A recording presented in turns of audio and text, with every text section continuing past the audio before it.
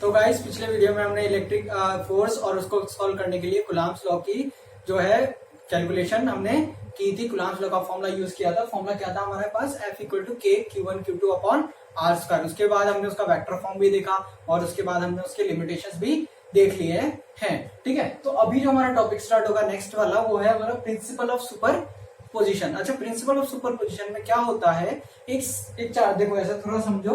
एक कोई चार्ज होता है, मतलब जैसे जस्ट अज्यूम ये कैपिटल Q चार्ज है ना, तो और इसके पास यहाँ पर Q1 चार्ज रखा हुआ है, इधर Q2 चार्ज रखा हुआ है, इधर Q3 रखा हुआ है और ऐसे डैश Qn चार्जेस यहाँ पर रखे हुए हैं। ठीक है, इनके रिस्पेक्टिव जो डिस्टेंस है उसको ऐसा बोल देते हैं अपन, जैसे ये R1 डिस्टेंस है ना, इस डिस्टेंस को बोल देते हैं R2 बोल देते हैं, इसको बोल देते हैं हम R3 बोल देते हैं और इसको बोल देते हैं Rn डिस्टेंस बोल देते हैं। ठीक है, क्योंकि कितने चार्जेस हैं, n चार्जेस हैं। ठीक है, अच्छा अब एक और चीज देखो, इस Q चार्ज, ठीक है, Q चार्ज के ऊपर ये जो Q चार्ज रखा हुआ है, ये देखना थोड़ा सा, Q1 जो है अगर दोनों सेम पॉजिटिव पॉजिटिव है तो ये क्या करेगा, रिपेल करेगा। तो रिपेल करेगा तो जस्ट अज्यूम इसके ऊपर F1 फोर्स ऐसे लगेगा, F1 वेक्टर। फिर ये 2 की वजह से ऐसे रिपेल करेगा तो F2 वेक्टर ऐसे लगेगा हमारे पास। फिर Q3 जो है वो ऐसे लगेगा इस टाइप से, F3 फोर्स लगेगा और फिर डैश कितना हो जाएगा, Fn वेक्टर हमारे पास लग जाएगा। ठीक है, तो हमको क्या करना है, इस प्रिंसिपल ऑफ सुपरपोजिशन क्या देता है कि जो हमारे पास चार्ज है उसके ऊपर सिस्टम ऑफ चार्ज, मतलब पूरा सिस्टम हो गया ना, तो सिस्टम ऑफ चार्ज की वजह से कितना फोर्स, नेट फोर्स जो है हमारे पास लग रहा है। तो अगर नेट फोर्स की वैल्यू मैं बताऊं तुम्हें, नेट फोर्स का फॉर्मूला बताऊं, तो देखो सारे फोर्सेस क्या है, वेक्टर क्वांटिटी है ना, और फोर्सेस के लिए वेक्टर एडिशन का फॉर्मूला होता है, वो क्या होता है, F1 vector plus F2 vector plus F3 vector and that will be continue to Fn vector. ये हमारा क्या होता है, सुपर इम्पोजिशन का फॉर्मूला होता है। ठीक है, अच्छा एक और चीज द फोर, अच्छा ऐसे बोलता हूं मैं, देखो F1 क्या होगा, F1 की वैल्यू कैसे हो जाएगी हमारे पास, के Q1 अपॉन R स्क्वायर हो जाएगी। ऐसे ही अगर मैं बात करूं F2 की वैल्यू क्या हो जाएगी, के Q2 अपॉन R2 स्क्वायर हो जाएगी, है ना। इस तरीके से हमारे पास वैल्यूज चलती रहेगी। तो फिर मैं वैल्यू पुट कर देता हूँ एक बार, F नेट। अच्छा मैग्नीट्यूड की बात कर रहा हूँ तो ओनली यहाँ पे वेक्टर नहीं लगाऊंगा, ओनली मैग्नीट्यूड की बात करूँ। ठीक है, तो कैसे लिखें, के Q1 upon R1 square plus K Q2 upon R2 square plus dash n तक ले जाऊँ इसको, के Qn अपॉन Rn का होल स्क्वायर। कुछ कॉमन आ रहा है, देखो के Q कॉमन आ रहा है, तो के Q जो है उस पार्ट को कॉमन ले लेते हैं। देखो F नेट जो है वो कितना आ जाएगा, के Q यहाँ आ जाएगा Q1 अपॉन R1 स्क्वायर, ठीक है, और यहाँ plus Q2 upon R2 square and plus plus plus Qn upon Rn square जो है हमारा फॉर्मूला हो जाएगा। तो ये हमारे पास सुपर इम्पोजिशन का फॉर्मूला, किसका फॉर्मूला, सुपर इम्पोजिशन का फॉर्मूला है, मतलब नेट इलेक्ट्रिक फोर्स कैलकुलेट करने का फॉर्मूला है। अच्छा एक और चीज देखो, जो फोर्स कैपिटल Q और Q1 के बीच में एक्ट कर रहा है कितना, F1, उसके ऊपर Q2, Q3 और Qn की वजह से कोई इफेक्ट जो है नहीं पड़ रहा है। अच्छा एक और इसमें स्पेशल कंडीशन अगर मैं लेता हूँ तुम्हारे सामने, देखो स्पेशल केस लेता हूँ, थोड़ा सा इसको डिटेल में हम स्टडी करेंगे, शॉर्ट ट्रिक थोड़ा सा। तो देखो जस्ट 2 वेक्टर्स, जैसे ये हो जाएगा हमारे पास F1 वेक्टर और ये हो जाएगा हमारे पास F2 वेक्टर। ठीक है, that will B angle between them is the theta. ठीक है, अच्छा इनका रिजल्टेंट निकालना है तो हमको क्या करना पड़ेगा, F net is equal to root vector addition का फॉर्मूला लगा, क्या नाम लगाना पड़ेगा, F1 square plus F2 square plus 2F1 F2 cos theta. ये वाला फॉर्मूला जो है हम कहाँ पढ़ते हैं, 11th क्लास में पढ़ाया जाता है, बेसिक मैथमेटिक्स में पढ़ाया जाता है ना। ठीक है, वेक्टर का मैग्नीट्यूड, जब रिजल्टेंट का मैग्नीट्यूड फाइंड आउट करते हैं तो ये फॉर्मूला हम यूज करते हैं। अच्छा इसमें भी अलग अलग केस हो सकते हैं, देखो एक और केस 1 में लेता हूं, केस 1। अच्छा देखो फोर्सेस अलग अलग है, अच्छा फोर्सेस सेम हो जाएंगे तो just assume F1 equal to F2 equal to, अगर F हो गया, दोनों फोर्सेस क्या है, सेम है, तो फिर देखना ए वाला केस क्या होगा, when theta is equal to 0 degree, theta 0 होगा तो फिर क्या होगा, F net is equal to कितना हो जाएगा, 2F हो जाएगा, ट्वाइस ऑफ F हो जाएगा। आप चाहे तो वैल्यू पुट करके यहाँ पे देख सकते हैं, फॉर्मूला वही आएगा हमारे पास। ठीक है, सेकंड देखो, when theta is equal to 60, तो 60 होगा तो cos 60 की वैल्यू कितनी होती है, कितना होता है cos 60 की वैल्यू 1/2, 2 से 2 कैंसिल हो जाएगा तो यहाँ आ जाएगा हमारे पास √3F। ठीक है, सी वाला केस हो जाएगा व्हेन थीटा इक्वल टू 90, जब थीटा इक्वल टू 90 होगा तो cos 90 की वैल्यू 0, तो ये वाला पार्ट क्या हो जाएगा, 0 हो जाएगा। f1 स्क्वायर प्लस f2 की जगह भी क्या आ जाएगा, f1 स्क्वायर, तो यहाँ आ जाएगा f नेट इक्वल टू हो जाएगा हमारे पास √2f।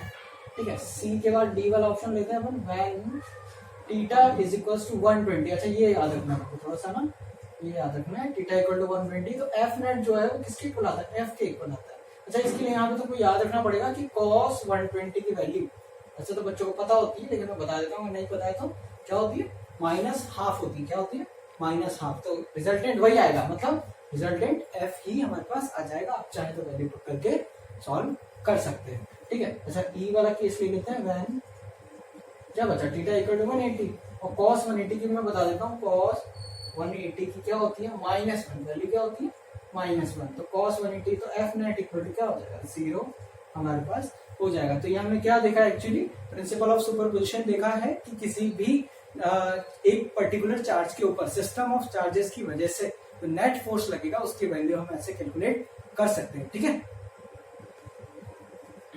तो गाइस हमारा जो नेक्स्ट टॉपिक है वो क्या है, हमारा इलेक्ट्रिक फील्ड। इलेक्ट्रिक फील्ड क्या करता है, जैसे कोई भी चार्ज होता है, तो कोई भी चार्ज हमारे अपने जो अराउंड है, अपने आसपास वाले जो एरिया होता है उसके अंदर एक फील्ड जनरेट करता है। जैसे इलेक्ट्रिक चार्ज है तो इलेक्ट्रिक फील्ड जनरेट करेगा, है ना। अब जब मैग्नेट है तो फिर क्या करेगी, वो मैग्नेटिक फील्ड जनरेट करेगी। तो अपने आसपास का मतलब उसके आसपास का जो भी स्पेस है, रीजन है, जहां पे वो क्या कर रहा है, अपने इफेक्ट शो कर रहा है, क्या कर रहा है, अपने इफेक्ट शो कर रहा है, उस वाले रीजन को ही क्या बोल देंगे, उसकी रिस्पेक्टिव फील्ड बोल देंगे। अगर इलेक्ट्रिक चार्ज कर रहा है तो फिर उसको इलेक्ट्रिक फील्ड बोल देंगे, और अगर मैग्नेट कर रहा है तो उसको मैग्नेटिक फील्ड हम बोल देंगे। ठीक है, आई बात समझ। अच्छा देखो क्या होता है, इसको टेस्ट करने का तरीका क्या है, जैसे कि मैं तुम्हें थोड़ा सा एग्जांपल लेता हूँ।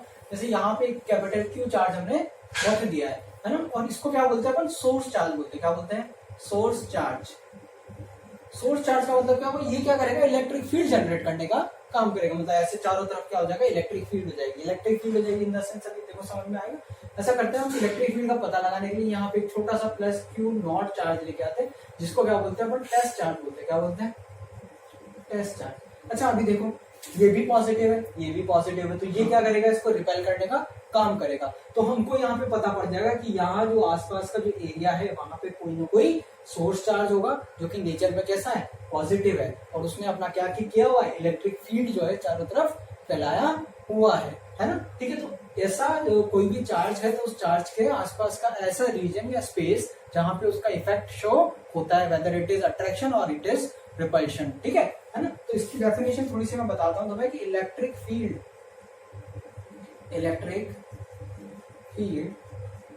is the space or region around electric charge in which test charge मतलब ये वाला charge, test charge experience electric force.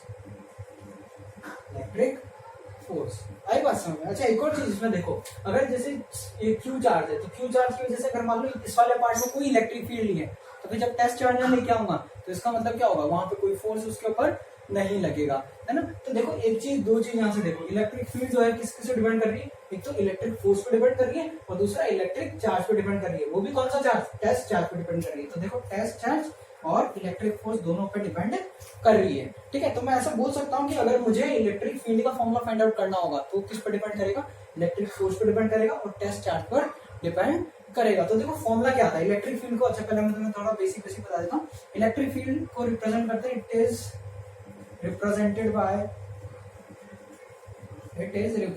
Bye ई, कैपिटल ई से इसको हम रिप्रेजेंट करते हैं। ठीक है, अच्छा इसका फॉर्मूला क्या होता है, E vector is equals to F vector upon Q not.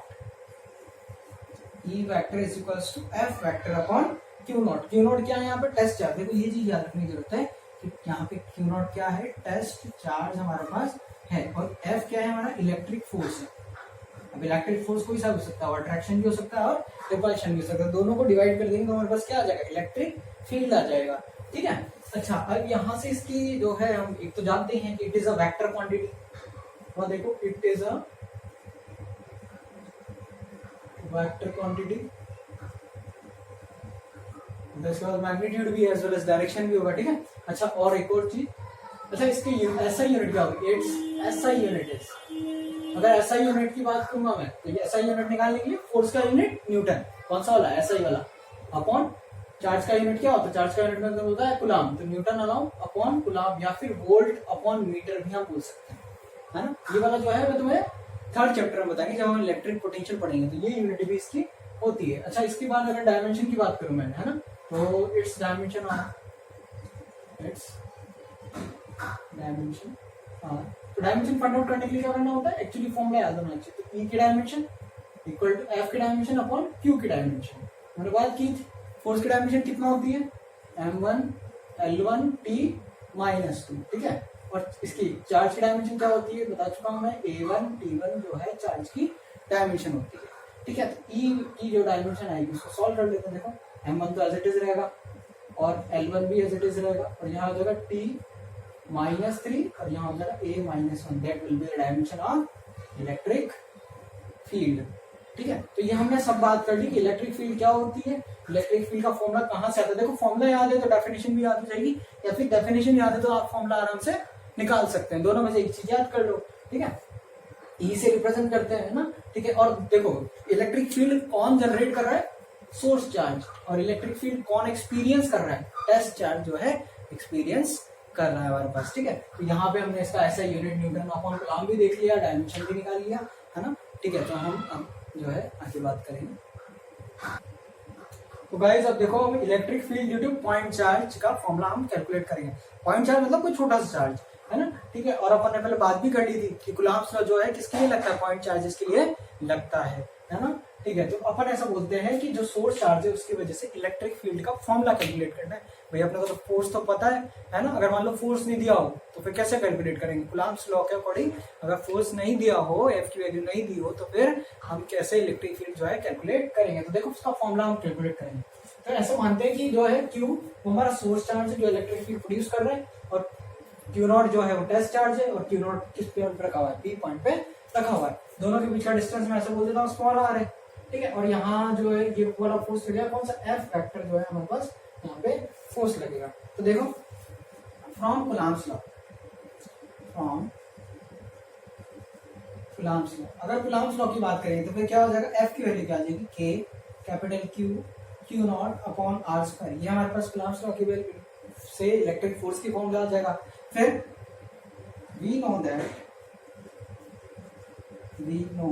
That क्या कि इलेक्ट्रिक फील्ड जो है, इलेक्ट्रिक फील्ड, अच्छा एक और चीज बता दूं मैं, electric field E is equal to क्या होता है, F अपॉन Q। अगर मैग्नीट्यूड की बात करूं तो F अपॉन टेस्ट चार्ज, और टेस्ट चार्ज कितना है Q0।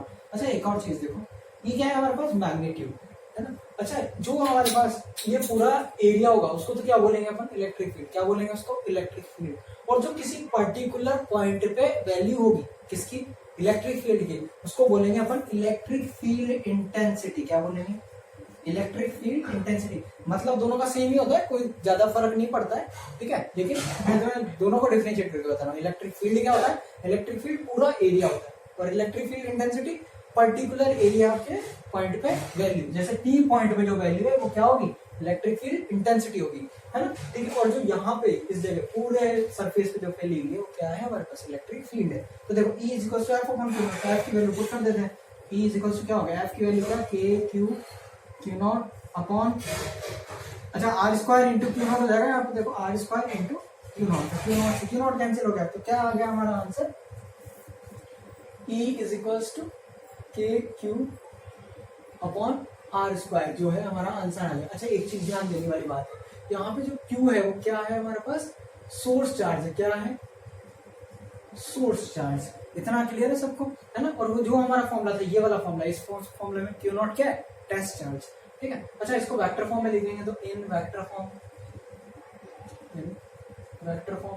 में क्या हो जाएगा, E vector is equals to KQ upon r², और यहाँ लिख देंगे अपन r3, क्या लिख देंगे, r3। ये तो हो गया मैग्नीट्यूड, ये हो गया डायरेक्शन। तो वेयर, अब r3 क्या, r3 is unit vector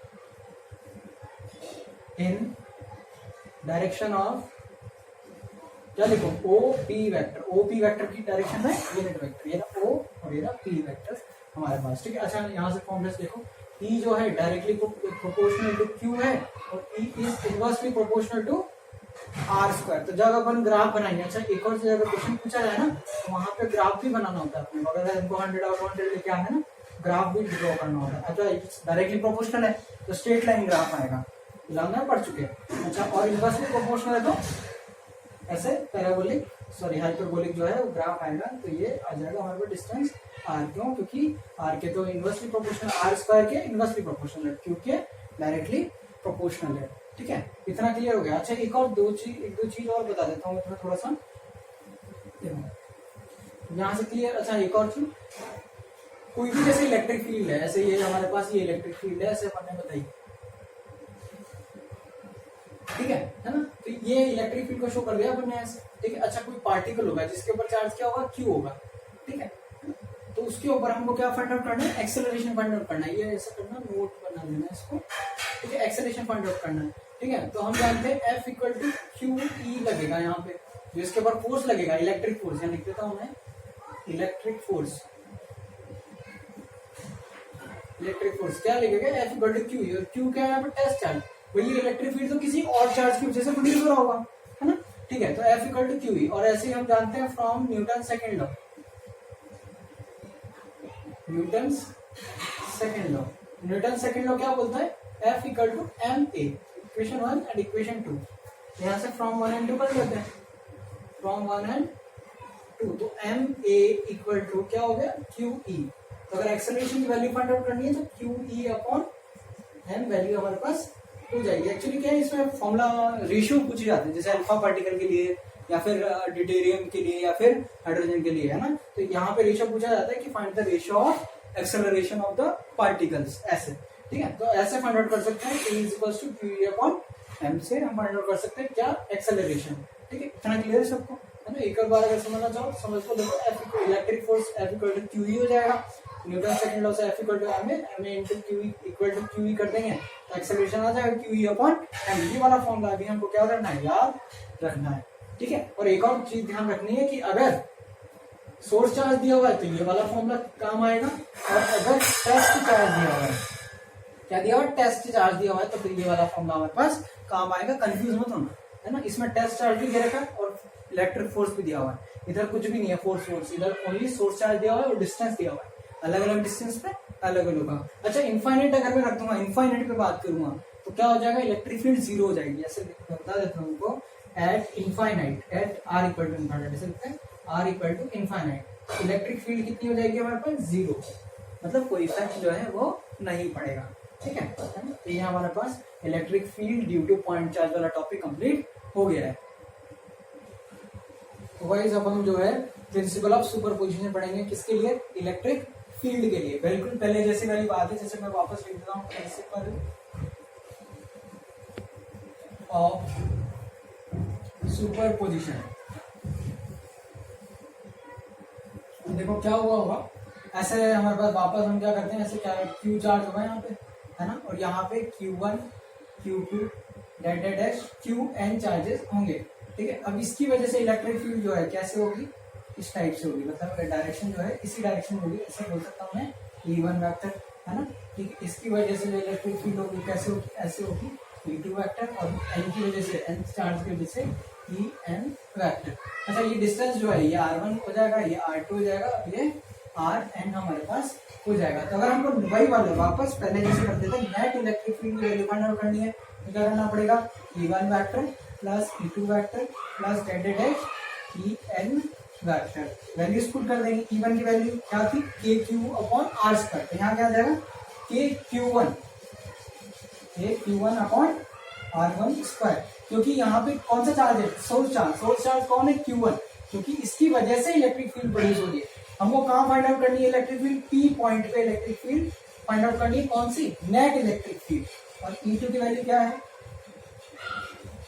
KQ2 upon R2 square, En की value same as it is क्या हो जाएगी, KQN अपॉन Rn का whole square. E net is equal to क्या हो जाएगा, E net is equal to, मतलब मैग्नीट्यूड लूंगा मैं, यहाँ पे वेक्टर नहीं ले रहा हूँ, क्या, KQ1 upon R1 square, KQ2 upon R2 square plus dash K Q N upon R N का होल स्क्वायर। ठीक है, क्या कॉमन आ रहा है, के कॉमन आ रहा है, तो पी नेट इक्वल टू क्या हो जाएगा, पी नेट इक्वल टू के कॉमन आ गया, यहाँ बचेगा क्या, Q1 upon R1 square plus Q2 upon R2 square plus delta dash Qn upon Rn square. ये हमारे पास क्या हो गया, प्रिंसिपल ऑफ सुपरपोजिशन। किसके लिए, इलेक्ट्रिक फील्ड के लिए। बेसिकली कुछ भी नहीं करना, एक एक इलेक्ट्रिक फील्ड करनी है और सबका क्या कर देना, वेक्टर सम कर देना है ना। मतलब पहले वेक्टर के हिसाब से सॉल्व कर लेंगे, फिर उसके बाद उसके मैग्नीट्यूड को एडिशन या सब्ट्रैक्शन जो भी होगा वो करके हमको देख देना है। अच्छा, एक और चीज मैं तुम्हें बता दूं कि जैसे ये देखो, ये तो नोट एक तरीके से लिखो इसको नोट। जैसे ये हमारे पास इलेक्ट्रिक फील्ड है, ठीक है। अच्छा देखो, ये इलेक्ट्रिक फील्ड है। अच्छा, यहाँ पे क्या है, ये प्लस क्यू चार्ज रखा हुआ है और इधर क्या रखा हुआ है, माइनस क्यू चार्ज। तो देखो, ये प्लस क्यू चार्ज के ऊपर इलेक्ट्रिक फील्ड फोर्स किधर लगेगा, इधर लगेगा। F vector is equal to क्या लिख देंगे, क्यू ई वेक्टर। लेकिन अगर नेगेटिव चार्ज के ऊपर लगेगा तो नेगेटिव चार्ज के ऊपर किधर लगेगा, अपोजिट डायरेक्शन में लगेगा, ऐसे। और कितना लगेगा, F vector is equal to minus Q E vector, sorry plus Q E आएगा क्योंकि डायरेक्शन हमने चेंज कर दी है। तो फोर्स तो क्या लगेगा, मैग्नीट्यूड दोनों का इक्वल होगा लेकिन डायरेक्शन अपोजिट होगी। क्यों अपोजिट होगी, because this is positive charge and this is negative charge. बाकी फोर्स जो है सबके ऊपर सेम लगेगा। अच्छा, एक और चीज, अगर जो पॉइंट चार्ज, एक और नोट बता देता हूँ, एक जो पॉइंट चार्ज है ना, जैसे ये पॉजिटिव चार्ज है, पॉजिटिव चार्ज में से इलेक्ट्रिक फील्ड बाहर निकलती है, ऐसे परपेंडिकुलरली आउटवर्ड निकलती है, ऐसे ठीक है, परपेंडिकुलरली ऐसे आउटवर्ड जो है निकल के जाती है ना। और अगर नेगेटिव चार्ज की बात करूं मैं, जैसे माइनस क्यू वाला चार्ज तो बहुत छोटा हो गया, इधर देखते हैं। नेगेटिव चार्ज की अगर बात करो तो नेगेटिव चार्ज के अंदर रेज जो है, सॉरी ऐसा बोल सकते हैं, इलेक्ट्रिक फील्ड लाइंस जो है, इनको लाइंस बोलते हैं। इलेक्ट्रिक फील्ड लाइन जो है वो अंदर की तरफ एंटर होती है, ऐसे perpendicularly invert to the charge. भाई पॉजिटिव से तो बाहर जाती है और नेगेटिव के अंदर आती है। आई बात समझ। तो ऐसे हम देख सकते हैं कि भाई पॉजिटिव चार्ज की वजह से इलेक्ट्रिक फील्ड बाहर होगी, नेगेटिव की वजह से अंदर होगी। बाकी ये चीज जो है इलेक्ट्रिक फील्ड लाइंस जो हम टॉपिक स्टार्ट करेंगे उस टॉपिक में बताएंगे, ठीक है।